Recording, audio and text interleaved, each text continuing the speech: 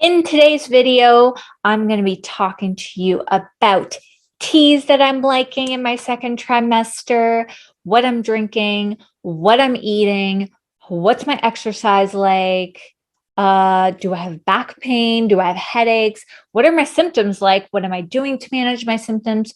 So I go on about all of that in this video. So stay tuned.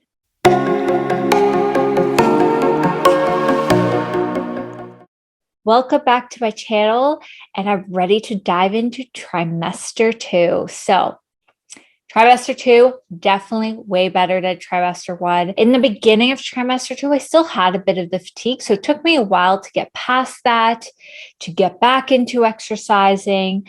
And the big thing was also like getting back into waking up, feeling energized. So, I'm going to talk about some of my tricks that I did and what really helped. So keep in mind, trimester two for me, it was mostly September, October, November, because now we are in December. First off, let's talk about the symptoms. What were my symptoms? So, my symptoms were headaches. I was starting to get headaches near the end of trimester one.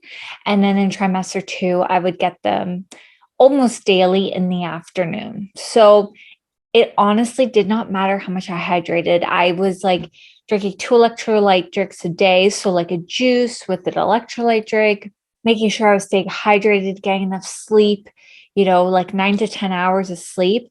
It still was not helping. What ended up helping was taking a ginger supplement, just one capsule of the NFH. I will link it below, but that supplement really helped. And I was taking that daily.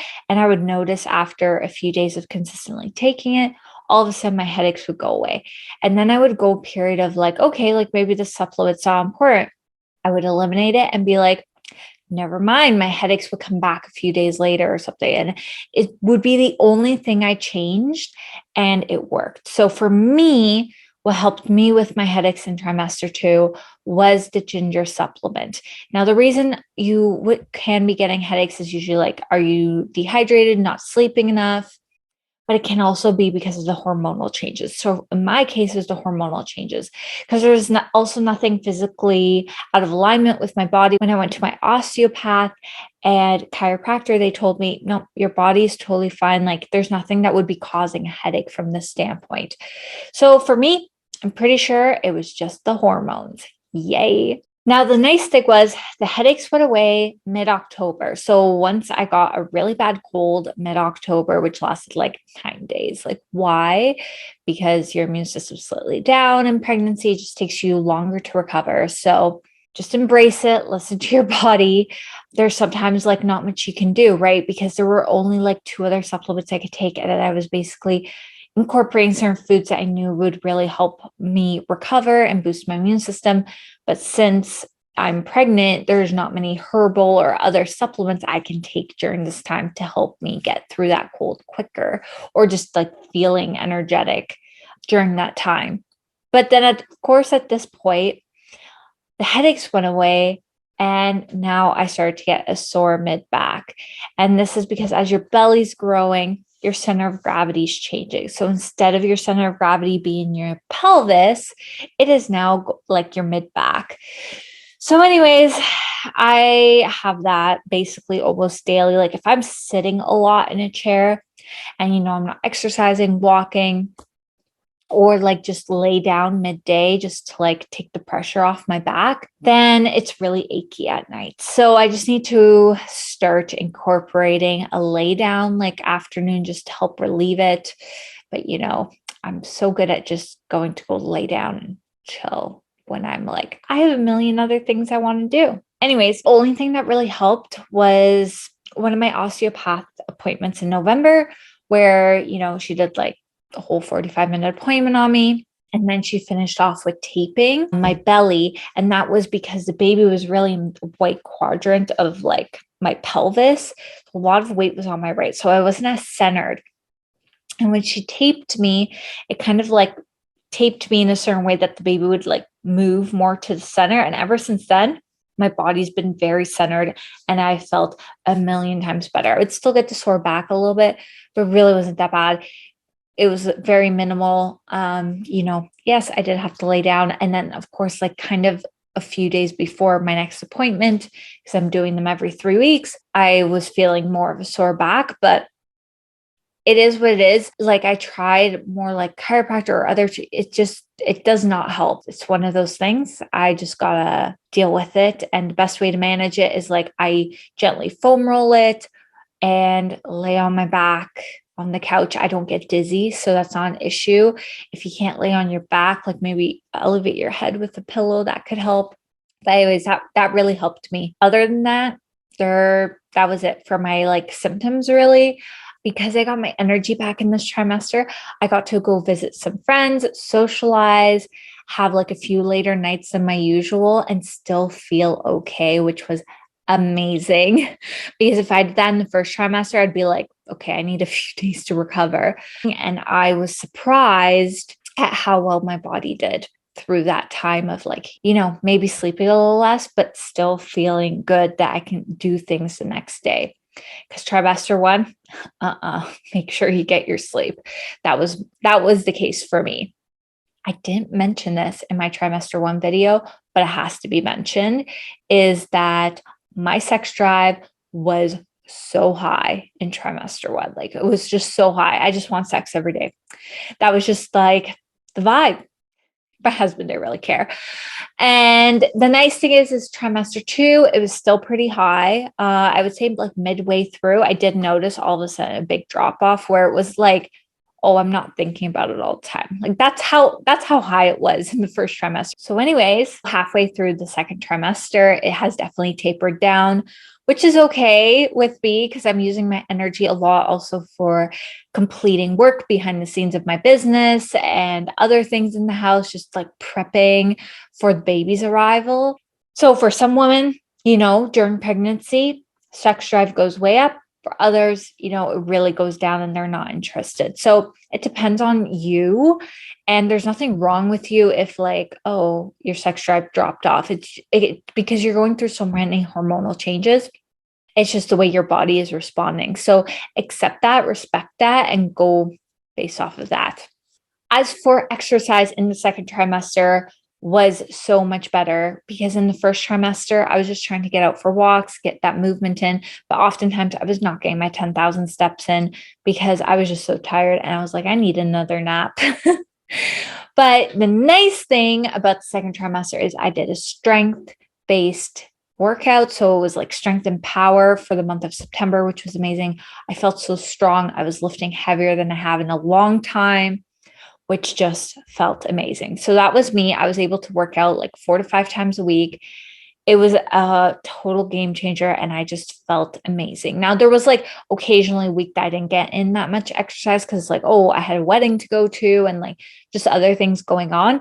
And that was okay. I just kind of went with the flow of life because since the first trimester, I was embracing the second trimester and I had a lot more other things going on as well. So but for the most part, I did 4 to 5 times a week of exercise and I could maintain that. The only times I stopped was like the week of the wedding. And then in October, when I was sick, I had to take a step back. And in November, I've been able to exercise regularly. When I went to go visit some friends and stuff, I just focused a lot on mobility. Now, I'm not stretching much, like specifically like mobility and stretching are different. So mobility, I'm working also on the strength of my body in a certain stretched position. And that's because we have a hormone going through our body called relaxin, and that really relaxes our joints and everything. So we want to make sure actually our joints are staying strong enough because if we can overstretch during pregnancy. So that's something I've been very cautious with, been doing a lot of activation exercises and mobility. And that has really been my focus.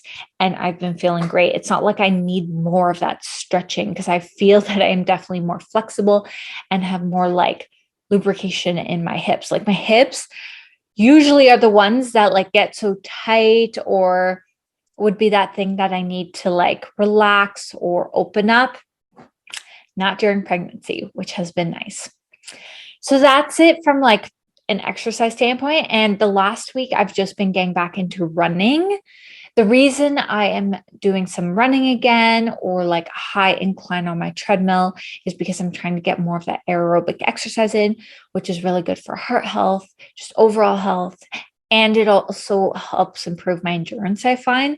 So if you're someone that likes running, try to run throughout your pregnancy, because my pelvic floor therapist told me that if I want to run after pregnancy, I will be able to run quick, like get back into running quicker if I run throughout my whole pregnancy versus stopping. It's going to take me longer, like months longer to probably get back into it. And it's probably to do with that muscle memory and pelvic floor.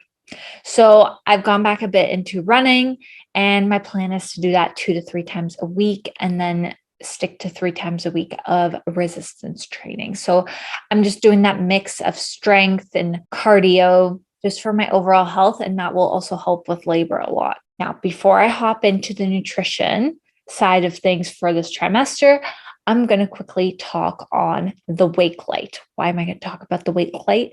Because it literally got my energy going again and got me out of bed at a good time in the mornings. So since first trimester was like a lot of sleep, a lot of fatigue, getting kind of back into my routine of getting up in the morning and feeling energized was challenging. Like I was doing most of my work in the afternoons because my mornings were so like almost sluggish. Now with the wake light, it has really helped me get up because it's like, okay, it's morning, there's light, let's get up. And that has made a dramatic difference in my life. As soon as I started using it, within a few days, I noticed a huge difference.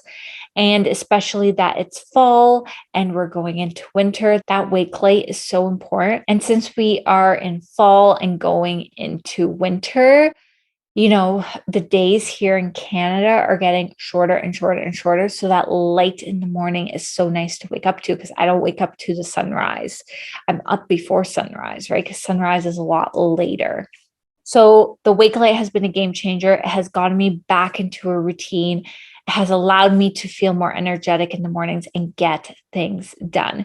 Because you have to keep in mind, for like 2 to 3 months, being in the first trimester, and if you're dealing with the fatigue, you kind of get into this habit of like, having the really slow mornings and just like moving at a slower pace, that when you're starting to feel better, to get back into even feeling better and getting up early again and all those things, like then you sometimes need that push. And the wake light has been my push, and that's all I've needed.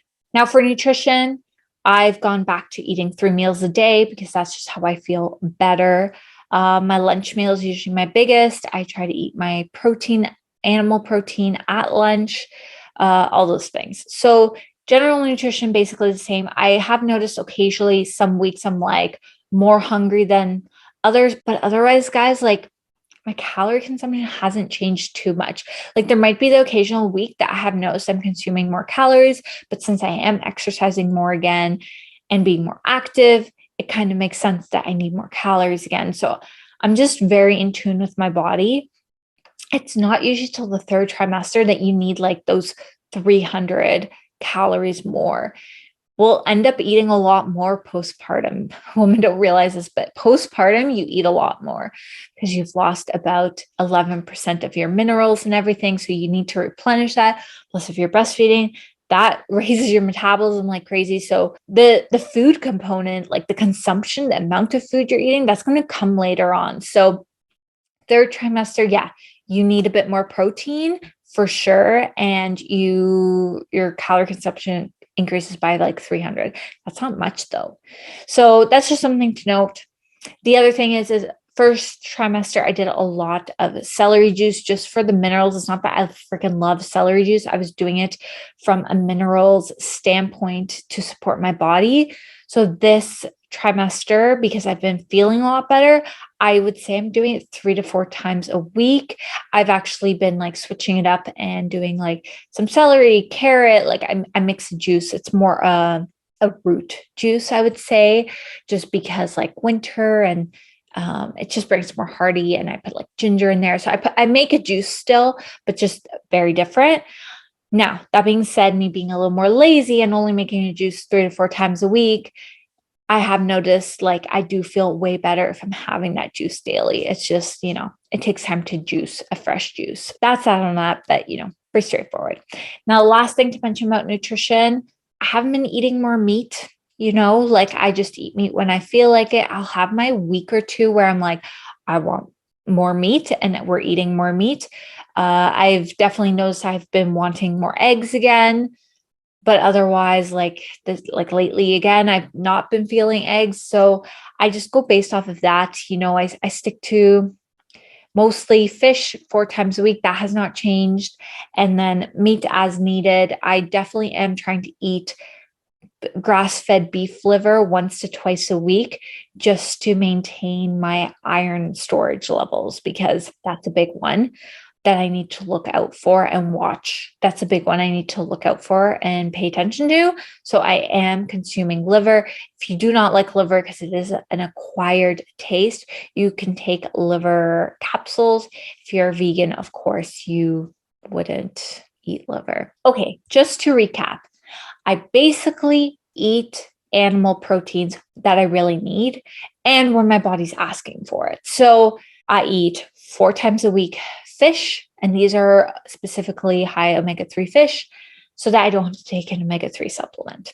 Then I eat liver 1 to 2 times a week. This is grass-fed beef liver.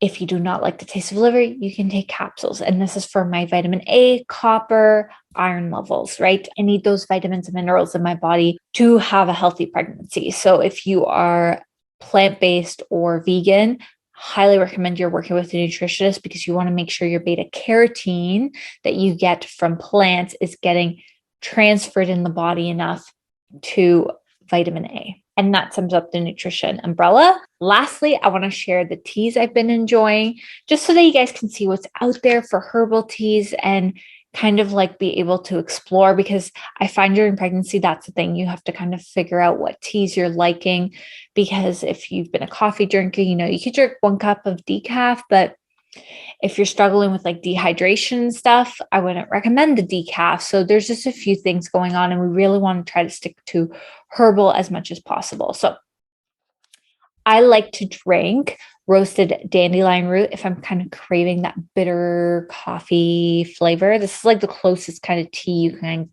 kind of get to that. That would be your best bet. The 3 gingers is my absolute favorite.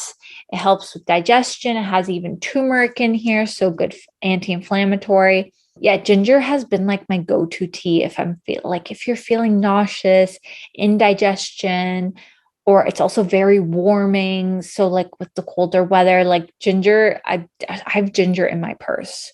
So it's my number one tea that I love to drink. Then we've got organic raspberry leaf tea, which is super important coming 3rd trimester, but just overall in pregnancy, very good tea to be drinking daily. Then I have chamomile tea, just simple organic chamomile tea. Then I have this one too. It's chamomile lemon. I like to drink this one after dinner because the lemon kind of helps a little bit with digestion, and the chamomile is like soothing and relaxing. But try not to drink tea an hour before bed because then you have to go pee. So if you're trying to improve your sleep and not have to get up too much to pee as a pregnant lady, watch how much tea you're consuming before bed. And I love this one too, the chamomile, vanilla, and manuka honey, just because it's like, it's just different flavor. You kind of want to I like different things, but I like very neutral teas. I'm not a fruity tea person. Now, depending where you live in the world, you can check out a herbal clinic that makes tea blends. So this one's literally a pregnancy tea blend. It's raspberry leaf, nettle leaf. Like it's got 3 ingredients in it. Whoa, you cannot read it. I'll link it up below where I get mine. This is from Toronto, Canada, because that's where I'm closely located to. So I don't know if they ship to the US, and I do not think they ship outside of North America, but you could anywhere in the world, like you'll have herbal clinics. So you can go check out what they have for a blend there. I hope you like that little synopsis of my teas. I just want to share them on here because second trimester has been a big one. I'm like, let's get into the teas because it helps stay hydrated and you don't just feel like you're always drinking water or electrolytes and other things. Anyways, until next time, when I come to talk about my third trimester, I hope you enjoyed this video and I hope you find it helpful.